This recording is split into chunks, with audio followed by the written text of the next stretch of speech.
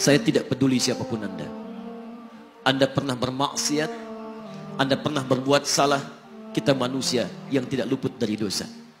Tapi saya ingin berikan tawaran dari Al-Quranul Karim. Quran surah keempat An-Nisa ayat 100, posisi paling kiri sebelah bawah. Pernah ada orang berbuat maksiat yang tak terlukiskan. Ada seorang yang pernah bunuh orang. Bunuhnya bukan 1, 2, 100 orang. Tak terlukiskan bilangannya. Kriminalitas tidak perlu diukur karena Anda akan lelah menghitungnya. Ketika Allah berkenan memberikan hidayah kepadanya, Masya Allah. Dan hidayah selalu terbuka pada siapapun sepanjang ia mau mengambilnya sebelum nyawa sampai di kerongkongannya. Tiba-tiba datang ia pada seorang alim dan berkata, saya ingin berubah.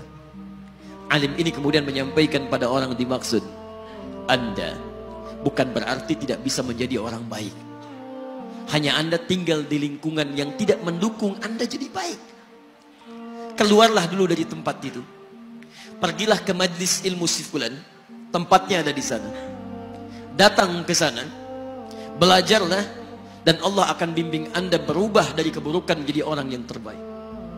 Didengarlah nasihat alim ini. Berangkatlah orang dimaksud. Menempuh perjalanannya. Tiba-tiba Masya Allah. Belum sampai ke tujuan, di pertengahan jalan. Konon disebutkan lebih sejengkal. Tiba-tiba maut datang menjemputnya.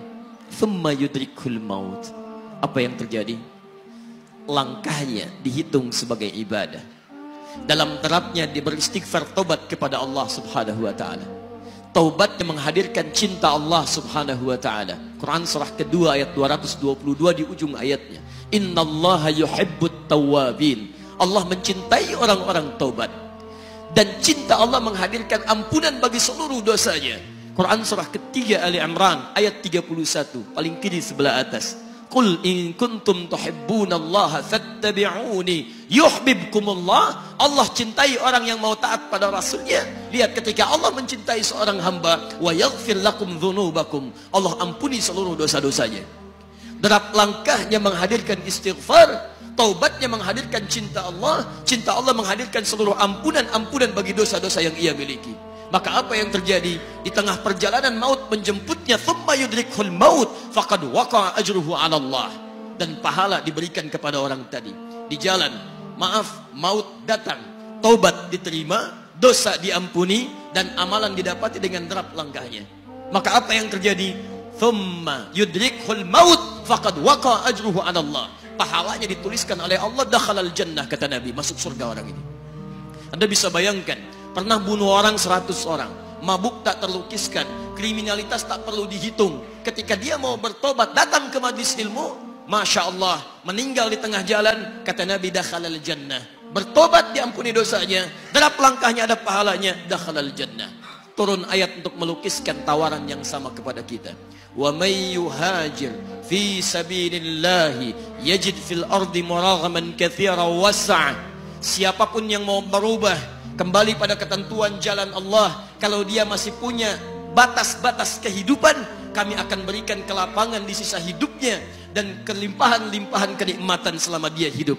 Wa may yakhruj min baitihi muhajiran ilallahi wa rasulih. Namun bila ada di antara mereka baru ingin berhijrah, ingin berubah jadi lebih baik dalam pandangan Allah dan Rasulnya, tiba-tiba thumma yudrikul maut, baru keluar dari tempat dia tinggal, belum sampai ke tempat dia belajar, datang maut menjemputnya, faqad waqa'a ajruhu 'ala Allah.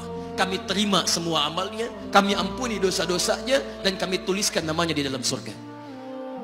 Bila 100 orang saja yang pernah dibunuh oleh orang ini, pernah bunuh 100 orang, mabuk tak terlukiskan, kriminalitas tak terhitung, mau berangkat ke majlis ilmu, tak sampai ke majlisnya, meninggal dia, bisa masuk surga. Masa Anda yang tidak pernah bunuh orang? Ada yang pernah bunuh orang di sini? Boleh angkat tangan? Ada polisi di sini, langsung saya sampaikan insyaallah. Anda gak pernah bunuh orang, Anda tidak pernah mabuk, Anda tidak pernah berbuat kriminalitas seperti orang dulu. Salah, wajar, tapi pintu tobat terbuka untuk kita semua. Masya Allah, bedanya dengan orang tadi belum sampai ke majlis ilmu, Anda sudah hadir di dalamnya, langsung di rumah Allah, diberikan tempat yang terbaik, dan kita akan belajar. Kalau dengan semua ini belum mempermudah Anda ke surga, dengan cara apa lagi Allah mesti mengantarkan Anda ke surga? Kalau dengan duduknya Anda di sini belum mau juga bertobat, dengan cara apa lagi Allah harus membimbing Anda bertobat? Kalau dengan seperti ini belum juga Anda taat kepada Rasul, dengan cara apa lagi Allah mesti meyakinkan Anda untuk taat kepada Rasulullah SAW? Karena itu teman-teman sekalian, mari kita pelajari ilmunya, dan dengan ilmu itu akan membimbing kita insya Allah kembali kepada Allah sampai mengajak keluarga kita ke surga insya Allah.